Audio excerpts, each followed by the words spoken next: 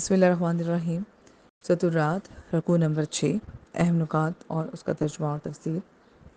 آیت نمبر 38۔ بسم اللہ الرحمن الرحیم۔ اور اے رسول، بے شک ہم نے آپ سے پہلے بہت سے پیغمبروں کو بھیجا اور ہم نے ان کے لیے بیویاں بھی بنائیں اور اولاد بھی، اور کسی رسول کا یہ کام نہیں کہ وہ نشانی لے آئے مگر اللہ کے حکم سے ہر ایک میعاد کے لیے ایک نوشتہ ہے۔ کفار اور اہل کتاب یہ اعتراض کیا کرتے تھے کہ ان کی بیویاں ہیں، ان کا بال بچہ، یہ چیزیں کسی نبی کو زیب نہیں دیتی، یہ تو ہم دنیا داروں کے کام ہے، جو نبی ہوں ان کے لائق سے ان کو ان چیزوں سے کیا واسطہ ہے۔ اللہ تعالیٰ فرماتے ہیں کہ میرے محبوب سے پہلے بھی جتنے انبیاء کرام آئے جن کو تم نبی بھی تسلیم کرتے ہو، کیا ان کی بیویاں نہ تھیں، کیا ان کی اولاد نہ تھی؟ جب ان کو ان سب کے باوجود تم نبی مانتے ہو تو انہیں نبی تسلیم کرنے میں تمہیں کیوں کر انکار ہو سکتا ہے؟ رسول جو ہے اللہ کا بھیجا ہوا بندہ ہوتا ہے، اور اللہ تعالیٰ اس کو بشر اور اس کی تمام خصوصیات کے ساتھ ہی بھیجتا ہے تاکہ کل کوئی یہ نہ کہہ سکے کہ آپ تو ہمارے جیسے تھے ہی نہیں، اور ان کی کوئی اگزامپل کوٹ نہ کر سکے۔ آیت نمبر 39۔ اور اللہ جسے لکھے ہوئے کو چاہتا ہے مٹا دیتا ہے، اور جسے چاہتا ہے ثبت فرما دیتا ہے، اور اسی کے پاس اصل کتاب لوح محفوظ ہے۔ اسی طرح سے جو پچھلی آیت کی میں کہا، اللہ تعالیٰ نے فرمایا کہ رسول اپنی مرضی سے نہیں بلکہ اللہ تعالیٰ کے حکم و اذن سے معجزہ دکھاتے ہیں، اور ہر چیز کے لیے ایک وقت مقرر ہے جس میں تقدیم و تاخیر نہیں ہے، یعنی کہ اللہ نے جو وقت لکھ دیا وہ ہو گیا، اور اللہ جسے چاہے اس کو مٹا دیتا ہے۔ قرآن کریم کے کلام الہی ہونے پر مخالفین کا ایک اعتراض یہ بھی کیا جاتا تھا کہ اس میں کئی احکام ان احکام کے خلاف ہیں جو پہلی آسمانی کتابوں میں موجود ہیں، اور یہ قرآن منزل من اللہ ہوتا تو اس میں ایسا کوئی حکم نہ ہوتا جو کسی سابقہ حکم کو منسوخ کرتا، کیونکہ اللہ اپنے ہی دیے ہوئے حکم کو کیسے منسوخ کر سکتا ہے۔ اور اسی طرح سے اس کے جواب میں اللہ تعالیٰ فرما رہے ہیں کہ اپنے بندوں کی بھلائی اور نفع کو بہتر جانتا ہے، اور جب تک پہلے احکام لوگوں کی فلاح و ترقی کے ضامن تھے انہیں باقی رکھا گیا، اور جب حالات کے بدلنے سے ان کی افادیت ختم ہو گئی تو ان کی جگہ ایسے احکام نازل فرمائے جو موجودہ حالات میں انسانی معاشرہ کے لیے باعث خیر و برکت ہو سکتے تھے۔ اور بالکل یہ اعتراض جو ہے وہ قابل اعتراض ہے کہ اللہ تعالیٰ اپنے ہی دیے ہوئے حکم کو خود سے جو ہے وہ ختم نہیں کر سکتا۔ اسی طرح سے اس حدیث کے پیش نظر حضرت ابن عباس رضی اللہ عنہ سے اسی آیت کی تفسیر میں جو حدیث منقول ہے کہ لوح محفوظ میں جو لکھا گیا ہے اور اس میں سے جسے چیز کو اللہ تعالیٰ چاہتا ہے محو کر دیتا ہے اور جس کو چاہتا ہے باقی رکھتا ہے، اس کی تفسیر مظہری میں اس طرح سے اس کی تفصیل بیان کی گئی ہے کہ تقدیر کی دو قسمیں ہیں، معلق اور مبرم۔ تقدیر معلق اسے کہتے ہیں جس کے وقوع پذیر ہونے کو کسی دوسری چیز کے ساتھ وابستہ کر دیا گیا ہو، اور اگر یہ شرط پائی گئی تو یہ چیز ہو جائے گی، اور اگر نہ پائے گی تو نہیں ہوگی۔ کبھی اس تعلیق کا ذکر لوح محفوظ میں درج ہوتا ہے اور کبھی صرف علم الہی میں ہوتا ہے، اسی طرح سے لوح محفوظ میں اس کا ذکر نہیں ہوتا۔ اور تقدیر مبرم وہ ہے جس کے متعلق اٹل فیصلہ ہو چکا، اس میں رد و بدل کی کوئی گنجائش نہیں ہوتی۔ مثلاً کہ اگر صدقہ کو صحیح مصرف پر خرچ کرنا، ماں باپ کے ساتھ مہربانی کرنا اور بھلائی کرنا ایسے اعمال ہیں جو بدبختی کو نیک بختی میں بدل دیتے ہیں اور عمر میں اضافہ کا باعث ہوتے ہیں اور برے انجاموں سے جو ہے وہ بچاتے ہیں۔ اسی طرح سے کئی حدیثیں ہمیں ملتی ہیں جیسے صلح رحمی کے بارے میں کہ جو صلح رحمی کرے گا اللہ تعالیٰ اس کے رزق میں اضافہ کر دے گا، اس کی عمر میں اضافہ کر دے گا، اور جو ہے اس کے لیے جو ہے اور چیزوں میں آسانی ہو جائے گی۔ اسی طرح سے آپ صلی اللہ علیہ وسلم نے فرمایا کہ انسان کو اس کی گناہ کی وجہ سے رزق سے محروم کر دیا جاتا ہے، اور تقدیر کو دعا بدل دیتی ہے اور نیکی سے عمر میں اضافہ ہوتا ہے۔ تمام حدیثیں اس چیز کی بارے میں وضاحت کرتی ہیں کہ تقدیر دو طرح سے، جس کو اللہ تعالیٰ چاہتے ہیں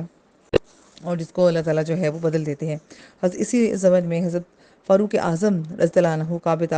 کعبہ کا طواف کر رہے تھے اور زار و قطار رو رو کر یہ التجا کر رہے تھے کہ اللہ اگر تو مجھے سعادت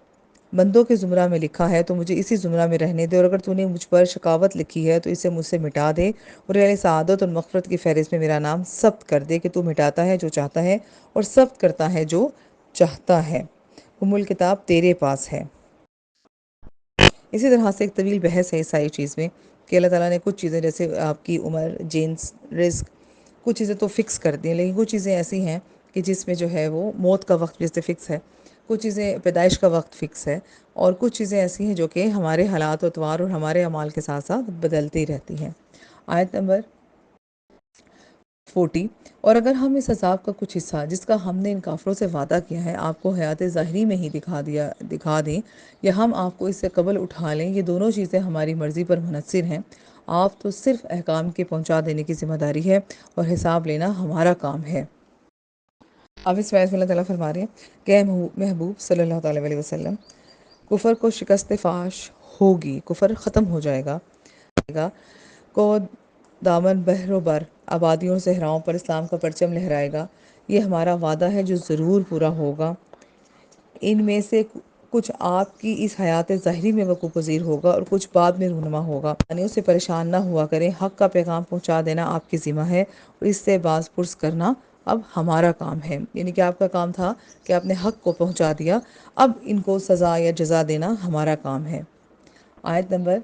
41۔ کیا وہ نہیں دیکھ رہے کہ ہم نے ان کے زیر تسلط زمین کو ہر طرف سے گھٹاتے چلے جا رہے ہیں اور ان کے بیشتر علاقے رفتہ رفتہ اسلام کے تابع ہوتے جا رہے ہیں، اور اللہ ہی کے حکم فرماتا ہے، کوئی بھی اس کے حکم کو رد کرنے والا نہیں، وہ حساب میں جلد لینے والا ہے۔ یعنی اس وسیع اور عریض زمین جہاں آج کفر و شرک کا اندھیرا چھایا ہوا، یہاں اسلام کا آفتاب ظہورفشانی کرے گا اور کفر کا اندھیرا سکڑتا اور سمٹتا چلا جائے گا اور مسلمانوں کی فتوحات کا سلسلہ شروع ہو جائے گا، تو خود بخود جتنی یہ باطل اور طاغوتی قوتیں ہیں، ان کے قبضے سے یہ سارے ملک نکل کر اسلام میں داخل ہو جائیں گے اور اسلام کی حکومت ہو جائے گی۔ آیت نمبر 42۔ اور بے شک ان لوگوں نے بھی مکر و فریب کیا تھا جو ان سے پہلے ہو گزرے ہیں، سو ان سب تدبیروں کو توڑنا بھی اللہ کے اختیار میں ہے۔ وہ خوب جانتا ہے اور جو کچھ ہر شخص کما رہا ہے، اور کفار جلد ہی جان لیں گے کہ آخرت کا گھر کس کے لیے ہے۔ اب یہاں فرمایا جا رہا ہے کہ کفار اس سے پہلے بھی مکر و فریب کر کے کام لیتے ہوئے جو ہے، کفر و باطل سے کام لیتے ہوئے حق کو نیچا دکھانے کے لیے کوششیں کرتے رہے، اور ہم نے اپنی قدرت کاملہ سے ان کی ہر سازش کو ناکام بنا دیا اور ان کے منصوبوں کو خاک میں ملا دیا۔ یعنی ان کی چالوں کو ناکام بنانا اور اسلام دشمنی پر ان کو سزا دینا، یہ اللہ تعالیٰ کی ہی شان کے لائق ہے، اور اللہ تعالیٰ ایسے ان کے ساتھ کرتے رہیں گے۔ آیت نمبر 43۔ اور کافر لوگ کہتے ہیں کہ آپ پیغمبر نہیں ہیں، فرما دیجئے میری رسالت پر میرے اور تمہارے درمیان اللہ بطور گواہ کافی ہے، اور وہ شخص بھی جس کے پاس صحیح طور پر آسمانی کتاب کا علم ہے۔ اب دشمنان حق کے انکار سے کیا ہوتا ہے؟ اگر وہ آپ کی رسالت کو تسلیم نہیں کرتے تو ان کی بدبختی ہے، اور آپ کو ان کی گواہی کی حاجت نہیں، یعنی کہ آپ صلی اللہ علیہ وسلم کو ان کے گواہ ہونے کی ضرورت نہیں کہ یہ سب مان جائیں تبھی آپ نبی ہوں گے۔ آپ فرما دیجئے میری رسالت اور صداقت کی گواہی دینے والا خود اللہ تعالیٰ ہے،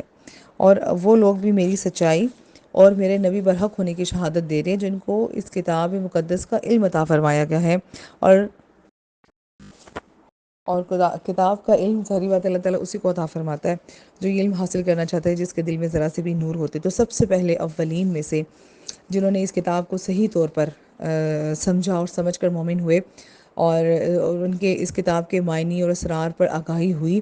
اور سب سے زیادہ جو ہے جن کی بات قابل اعتبار ہے، ان مومنین میں سر فہرست ہے حضرت ابوبکر صدیق رضی اللہ عنہ، حضرت فاروق اعظم اور حضرت عثمان ذو النورین،